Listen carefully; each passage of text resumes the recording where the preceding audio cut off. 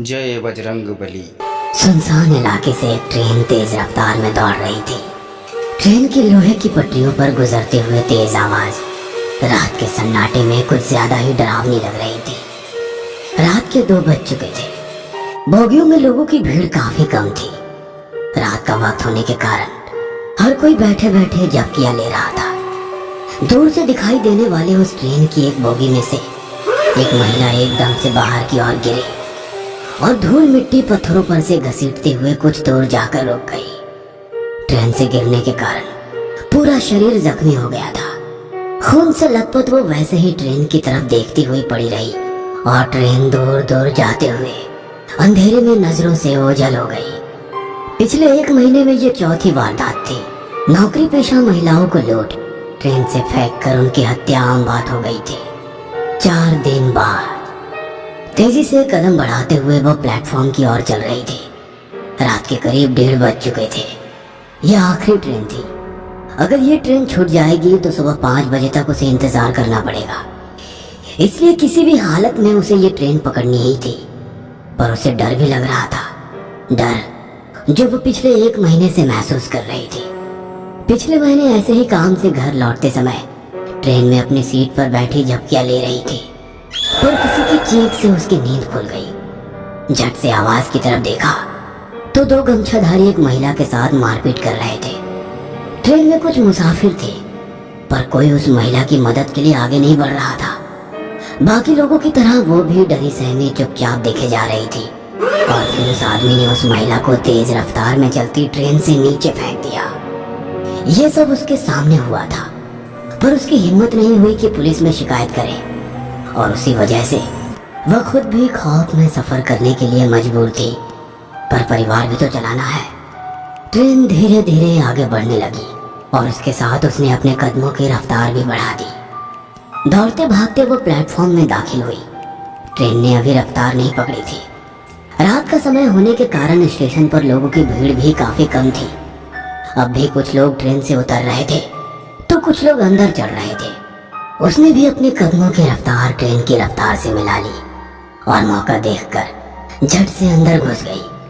पूरी बोगी खाली पड़ी थी। बोगी के भीतर छत पर लगे बल्ब की सफेद रोशनी पूरी बोगी में फैली हुई थी। अपने ऑफिस बैग को कस के पकड़े हुए वो एक एक कदम आगे बढ़ती रही और आगे की सीट पर जाकर बैठ गई। घड़ी में टाइम देखा तो 1:45 हो रहे थे। बाईं तरफ वाली खिड़की की कांच खोलते ही तेज हवा के साथ तेज बारिश की एक लहर खिड़की से अंदर आई।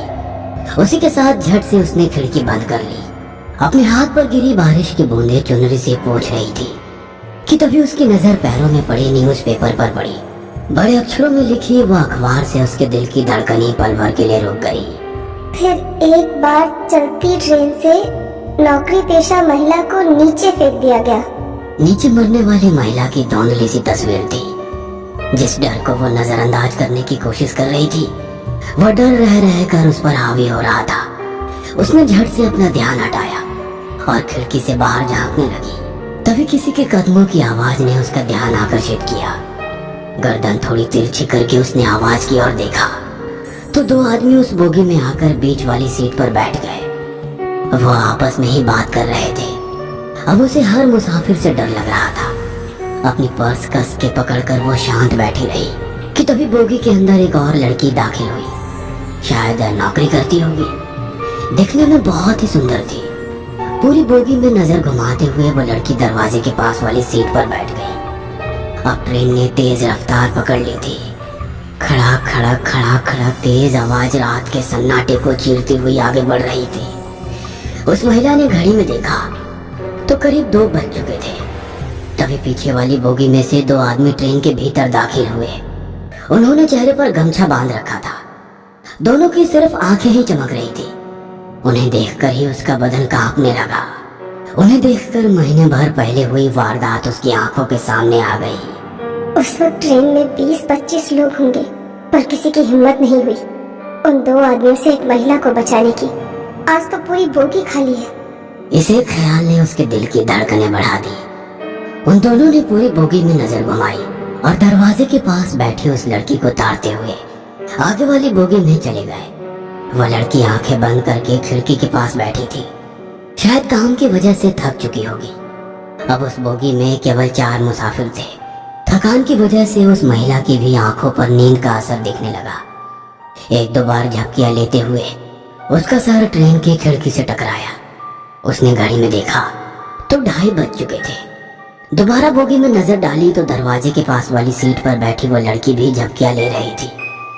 बीच वाली सीट पर बैठे हुए 2 आदमी बातों में व्यस्त थे, पर एक अजीब सा डर उसके दिल में घर कर गया था। वो सिर पीछे टिकाकर वैसे ही आंखें खोलकर बैठी रही, पर कुछ ही देर में उसे नींद ने अपने आगोश में ले लिया। एक अजीब सी आवाज से उसकी नींद खुल गई। सामने देखा तो वो 2 गमछाधारी आदमी उस लड़की का पर्स छीनने की कोशिश कर रहे हैं। वह लड़की मदद के लिए पुकार रही है, पर कोई आगे नहीं आ रहा था। वह महिला भी डर के कारण चुपचाप बैठी थी।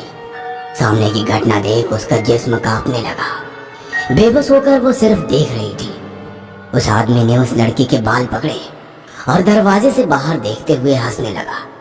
वह लड़की गिड़गिड़ा रही थी, अपनी जिंदगी की भीख मांग रही थी, पर उसने पूरी ताकत से उसे बाहर फेंक दिया और एक दर्दनाक चीख चारों ओर गूंज उठी। वह महिला झट से नींद से जाग गई। वह सिर्फ एक सपना था, पर दिल अभी भी जोर जोर से धड़क रहा था। घड़ी में देखा तो 3 बज चुके थे। उसने गर्दन ऊंची कर दरवाजे के पास बैठी लड़की को देखा और सन्न रह गई। वह सीट खाली थी। उसने पूरी बोगी में नजर घुमाई, पर वह लड़की कहीं नजर नहीं आ रही थी। पर उस लड़की की बगल वाली सीट पर वही 2 गमछाधारी आदमी थे। लगता है उस लड़की को मार दिया। वह अपने आप से बुदबुदाई कि तभी बीच में बैठे 2 आदमियों ने उन पर हमला कर दिया। ट्रेन की तेज होती आवाज में उन लोगों की मारपीट शुरू हो गई। वह महिला डर के कारण सीट के नीचे बैठ गई। वे एक दूसरे को मार रहे थे। तभी उसे नीचे 2 दिन पहले का एक न्यूज़पेपर पड़ा दिखाई दिया। उसमें बड़े अक्षरों में लिखी एक खबर पर नजर गई। फिर एक बार चलती ट्रेन से नौकरी पेशा महिला को नीचे फेंक दिया गया। नीचे मरने वाली महिला की तस्वीर थी। उसने वो न्यूज़पेपर हाथ में लिया। तभी नीचे घसीटते हुए एक आदमी जान बचाकर भागता नजर आया। पीछे वही गमछाधारी आदमी चला आ रहा था। अब उस औरत को भी समझ आ गया कि आज उसे भी चलती ट्रेन से नीचे फेंक दिया जाएगा। डर के कारण उसकी आंखों से पानी आने लगा। जमीन पर घसीटता वो आदमी सामने देख रुक गया। जमीन पर पड़े उस आदमी के माथे पर किसी ने गन लगाई थी। वह बंदूक देखकर महिला ने जीने की आस ही छोड़ दी। डर के कारण अपने घुटनों के बल नीचे बैठी उस महिला ने सामने देखा और दंग रह गई। हाथ में गन लिए वही लड़की थी जो दरवाजे के पास बैठी थी।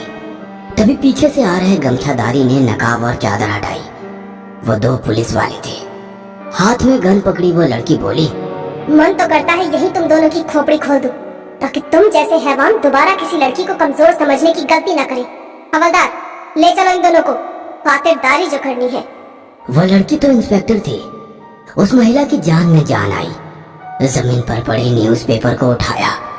मरने वाली औरत की तस्वीर देख सन्न रह गई। तस्वीर उसकी खुद की थी। शायद उसकी रूह इंसाफ के लिए तड़प रही थी, जो आखिरकार मिल गया था। बजरंग बली के भक्त हो तो वीडियो को लाइक और चैनल को सब्सक्राइब जरूर करें।